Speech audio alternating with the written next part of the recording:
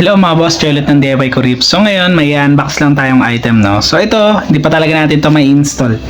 Unboxing pa lang talaga to ngayon kasi kulang-kulang pa yung gamit ko. So, ano ba to, no? So, nakalagay fragile. Buksan muna natin. Yan.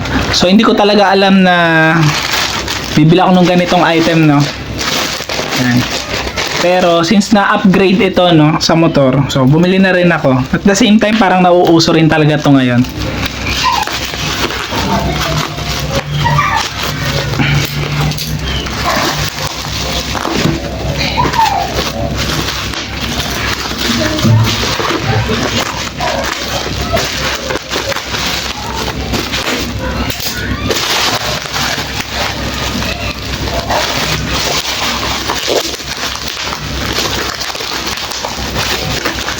Daming balot.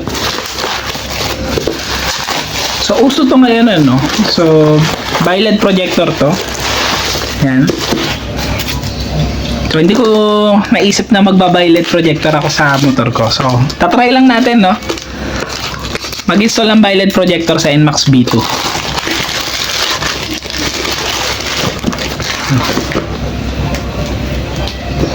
Yan. So ang brand natin is AES. Pero ito, kinat lang to nung seller. Yan o. Kasi pagka bumili talaga kayo ng ganitong bi-LED projector, 2 piraso yan. Pero yung seller kasi nagbibenta ng 1 piraso. So ang ginagawa nila, pagka may bumibili, hinihiwa lang nila. So malaking kahon yan, malaki. Tapos hatiin lang nila sa gitna. Yan. So kung mapapansin nyo, ayun o, hiwa lang. Pero malaki talaga yan. 2 bi-LED dapat yan.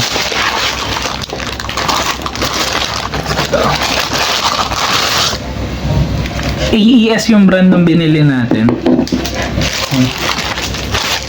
Ito pa yung plastic ko, AES.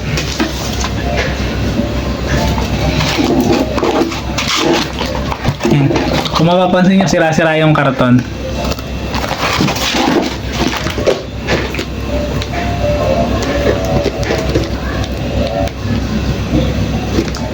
So nakalagay dito no, 75 watts siya. 3 inches yung binili ko na size.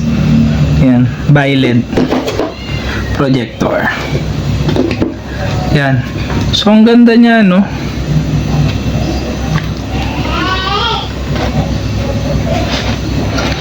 Di bali gagawa tayo ng partial review nito no. Ite-testing natin to. Gawa natin ng review yung pagte-testing natin. Kahit na hindi pa natin nakakabit dun sa motor. Yan. Tapos, bigyan ko kayo ng pros and cons na nakikita ko patungkol dito. Yan. So, ito is unboxing lang talaga. Yan. So, may aabangan na naman kayo sa channel natin kung paano mag-install ng bi-LED projector sa NMAX B2. Matagal na rin ako hindi nagagawa ng wiring diagram.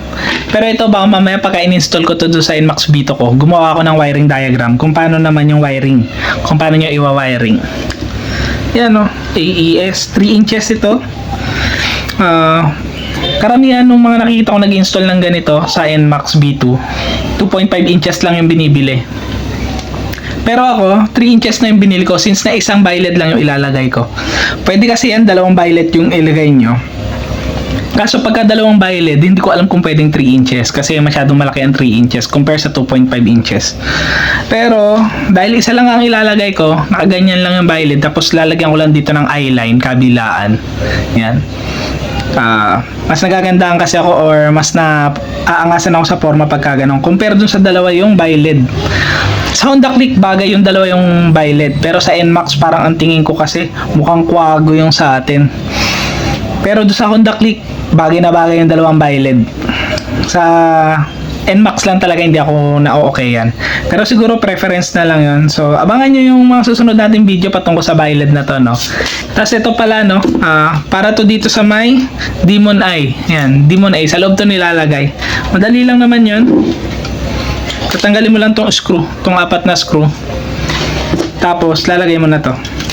So, tapusin na natin tong video na to. Ingat kayong lahat. Ride safe. God bless.